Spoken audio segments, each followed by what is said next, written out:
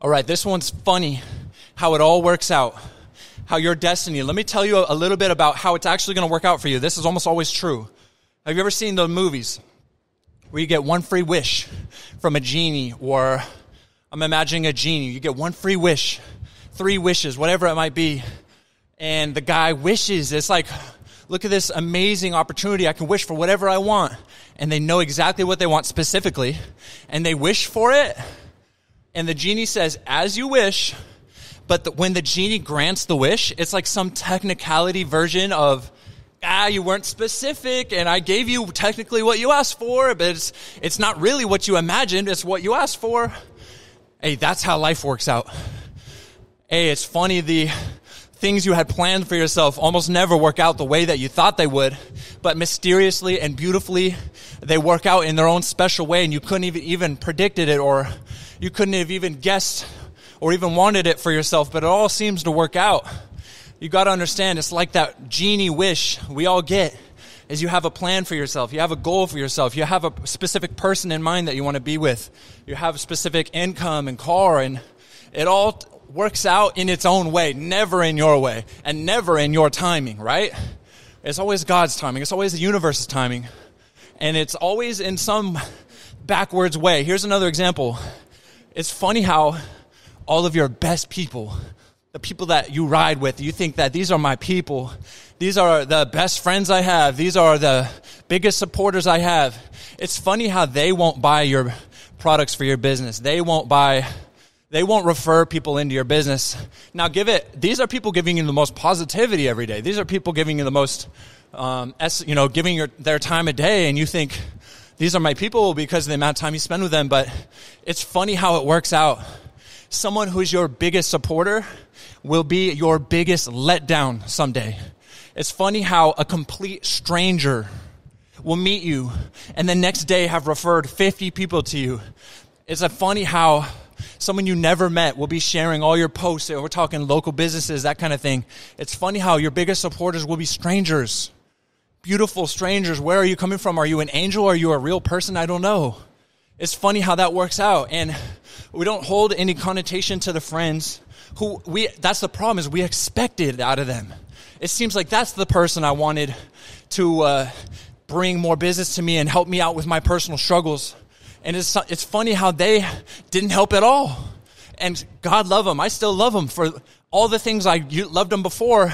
And the only reason I'm let down in some ways is because of my own expectations. It's because of my own imagination of how it's going to work. Just like that genie wish. It doesn't really ever end out the way you want it. But it's the outcome that matters, not like how you get there. It's the outcome that we're looking for. So it is not unfortunate, but it's its own fate type of way, where some of your best supporters will be strangers, and some of your biggest letdowns and backstabbers will be people that you loved, people that were your best and brightest, you thought. Those are the ones who actually you formed expectations out of. And a side note is the best way to avoid this is make yourself so valuable. That's what I'm obsessed with. It comes through in all of the videos. Make yourself so valuable that you don't need anyone, and therefore you don't expect anyone. A lot of us think, oh, that person can help me. They're like a really good friend. That person can help me. And all of this will accumulate into me being this, you account for, when you're counting it up, you account for their help. And that's called an expectation, because you think that they'll help you. But it's and it's the outcome we want. It's not specifically who we want to help us. It's funny how that person who you created an expectation, our fault, they let you down. But someone you've never met comes through 10 times.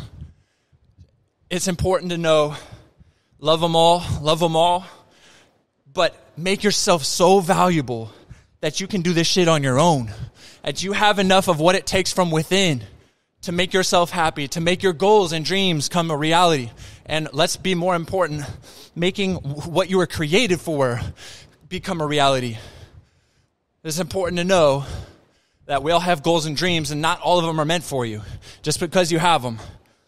Now, let's be responsible and understand that you can't count on other humans. They're flawed. So are you. So am I. We're flawed. But what you can count on is what you've built for yourself in terms of skills, abilities, work ethic will beat any of these categories. Work ethic, sweat equity. You can't calculate this, but this is the most important part of equity. This is a person who, if you take them out of a situation, the situation breaks. That's how valuable that gear is in the cog. All other gears stop turning. If you take off that one gear, don't expect anything from other people. This is one advice I could give to you. Don't ever expect from them. And a lot of times we expect and desire and want from them to come through for us.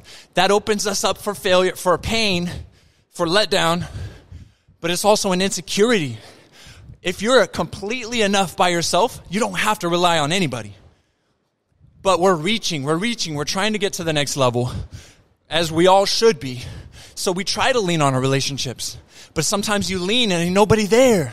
It's thin air, and they've been leaning on you, and you've been coming through, but when it's time to lean on them, no one's there. It's important to be able to stand up on your own 2 feet, and I would like to lean on you, but I don't need to. If you're there, I will, and I'll hug you whether I'm leaning or not. And you can lean on me at all times because I've been sharpening this sword. And I have enough on my shoulders. I got the weight of the world on my shoulders, but I'll never complain because that's how you know you have the leverage. You have all the weight and all the leverage in the situation. You have all the power, because if you get good at handling a lot on your shoulders, man, that makes you valuable. The definition of valuable is they take you out of the situation. They're going to have to recoup all of the weight that you were carrying on your shoulders. When you take yourself out of that situation, someone else is going to have to carry that, and they're going to feel it. They're going to feel it, and then they'll appreciate you once you're gone. That's how it goes. That's how it goes is people don't appreciate you. They don't even consider the weight on your shoulders, because if you're a soldier, you don't say shit. A lot of males, we don't say shit. Why do you think suicide rate is the highest in men? Why do you think it's dramatically higher in men than women? It's not cool for men to say, woe is me, oh, I need help, or I'm depressed, or all this. We just kind of put it on our shoulders, and we swallow it in our gut, and some of you drink it down at the end of the day. And I don't know, you swallow that stress. You swallow that stress, and you don't let it out ever. You don't tell anybody until it becomes a cancer, literally, and kills you. And or a different method kills you. Now, this is just a side note, but be capable of handling whatever you need to handle on your own. And you decide what workload, you decide what work ethic you build, and that decides how far you get. So don't ever say you want to get far, but you don't want to get your own work ethic. Get your own work ethic. That is what decides. You don't get to decide how far you're going to go. You decide how hard you're going to work. That is what decides how far you're going to go. Is what kind of weight can you carry? What kind of stress can you handle with an open mind, a clear mind? You say, this ain't even going to stress me out. I'm not even going to get emotional about this. I'm just going to do this. Move logically. Move with a sound mind. Move as if you're unmoved. Stoicism. Got to be stoic. And control of your emotions. The only thing that can derail you, a great man, only thing that can derail a great person is their emotions. Now, if you can handle this, but also wield this as a sword, you let them loose when it's time to go beast mode. But you keep them calm when someone's attacking you, and you think about it all logically, and your next move, your next strategy. But remember, it's your work ethic that decides how far you're going to get, but it's going to be funny. It's going to be funny like the video started. It's going to be funny how it all ends up and who's going to be around. See, you don't have control over that, and you can't really predict that or where you're going to be or who you're going to be with, but you will be with yourself still. So make sure you're building this. Make sure you're making it as valuable as possible, and make sure you're creating a sharp sword, a capable set of shoulders that can carry the weight. You got your fitness in check regardless if you're into fitness, because, getting the stress out and having a body that vibrates, that's why they call it vibrant. They can literally measure a body that's vibrant, hums. That's such a molecular level. Look it up. Your body actually hums, and that's why they call it a vibrant body. Your cells are working like a fancy, just an engine, just humming, going on all cylinders in perfect rhythm. And that's something you got to build. That's something you got to work on. Stress and situations and people letting you down, and happiness. in life is going to throw off your rhythm. But in the hard work, we trust. I don't know where I'm going, and it's going to be funny how it all ends up. But I do know I'm going to work on me. I'm going to get stronger. I'm going to get smarter. I'm going to be more capable of loving. I'm going to be more capable of understanding myself and my emotions. And every situation that comes at me, I'm going to be better for it. And every situation that comes at me, I'm going to get the most value out of it. The painful situations, I'm not avoiding them because they're immense value in feeling pain. And going through pain, once you understand you really can't avoid it. But going through that pain, that could be your biggest asset. Pain, there's a lot out there. There's a lot out there that'll get you. So don't avoid it because these are some of the most valuable learning lessons. But it's going to be funny how it all ends up. So at the end of the day, make sure you got you.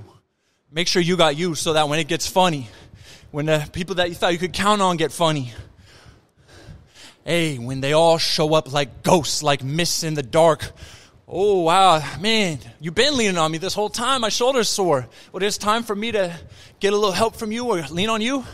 You're gone. You should have expected that. You should be so good on your own 2 feet. You ain't never got to lean.